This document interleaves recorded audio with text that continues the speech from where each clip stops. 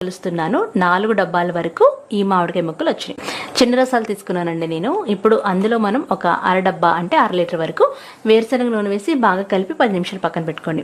ఇప్పుడు మనం ఏ డబ్బాతో తీసుకున్నామో అదే డబ్బాతో ఒక డబ్బా వరకు పచ్చడి కారం ఏదైనా తీసుకోవచ్చు. గుంటూరు కారం, బళ్ళారి కారం మిక్స్ చేసి మేము పడతాం అనమాట.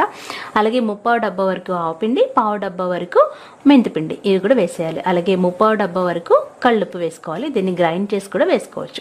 ముందుగా పొడి పదార్థాలు బాగా కలుపుకొని ఈ పచ్చడి ముక్కలో కలిపేయాలి. ఆ తర్వాత ఒక డబ్బా వరకు వేరుశనగ నూనె వేసి బాగా కలుపుకోవాలి. కలిపిన తర్వాత 2 టేబుల్ స్పూన్ల మెంతులు కూడా వేసి బాగా కలిపేసి 3 రోజుల వరకు మనం ఏదైనా ప్లాస్టిక్ గిన్నెలో ఉంచుకుంటే మనకి 3 రోజుల తర్వాత చూడండి నూనె పైకి తేలుతుంది. ఇప్పుడు ఉప్పు సరిపోకపోతే వేసుకోవచ్చు అనమాట.